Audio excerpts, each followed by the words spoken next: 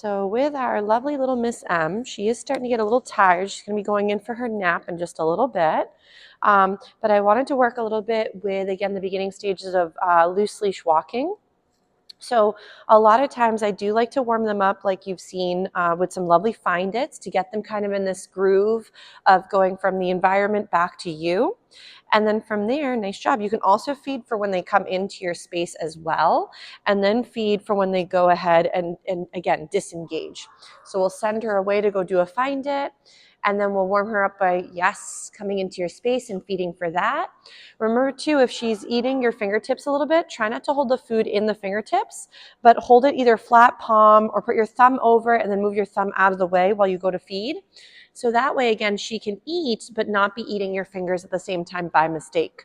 So for loose leash walking, I'm not a huge stickler. So like if let's say my puppy is reorienting anywhere near me, I'm going to feed for that response. So anytime my lovely Miss M comes back to the side of my leg from the environment, I'm going to feed her for that moment. So right here, yes.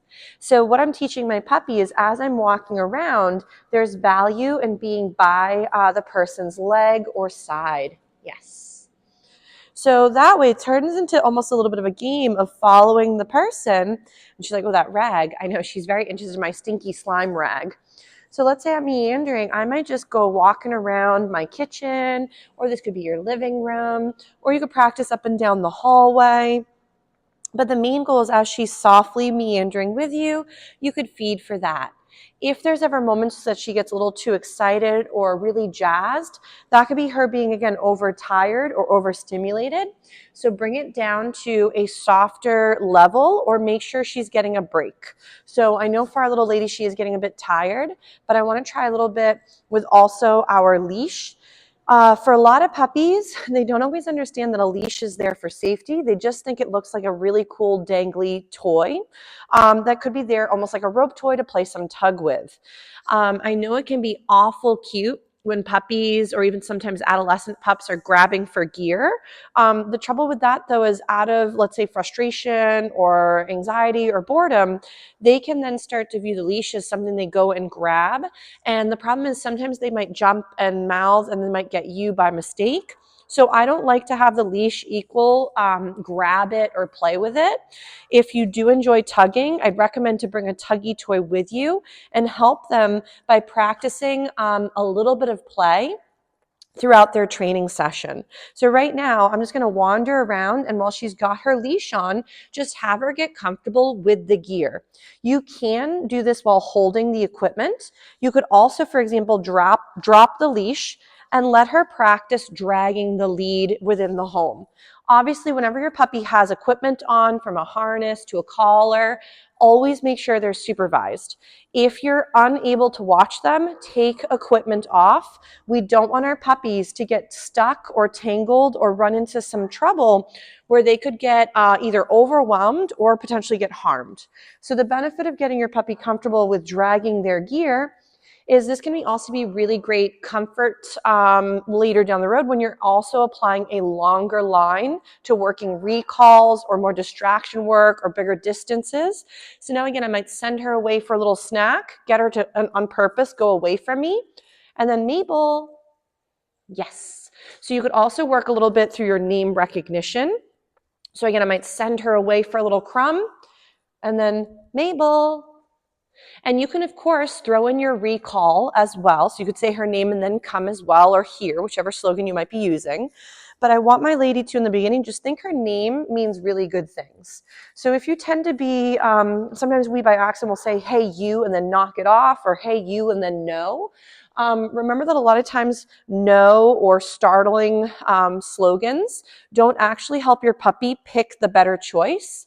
It normally tends to just startle them out of the response.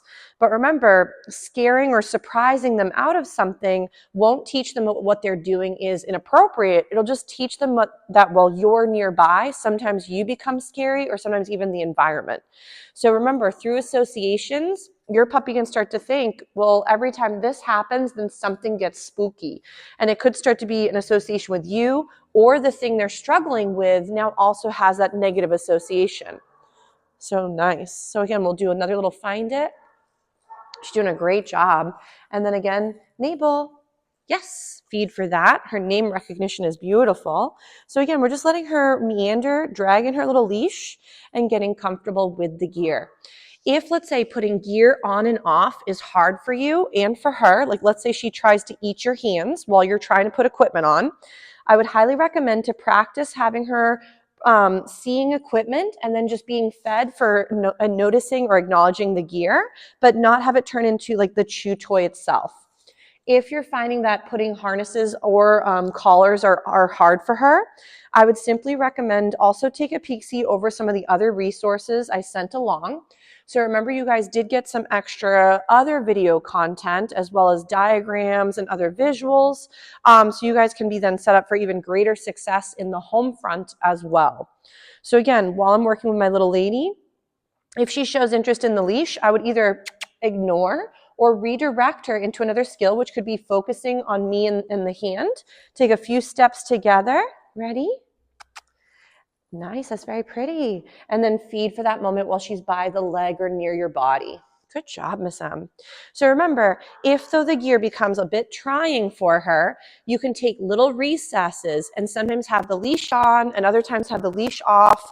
Other times she's wearing just her collar. Other times she's wearing her harness.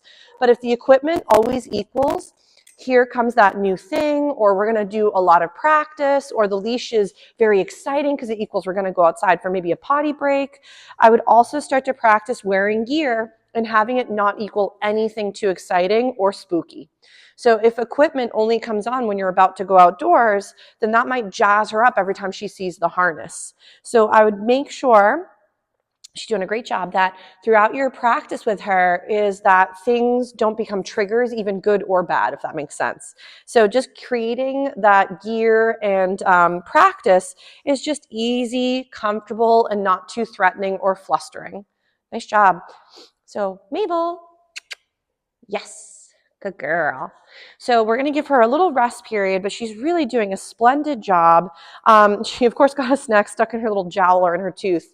So do feel free to check in if any of the resources, there's some confusion or you're unsure about something.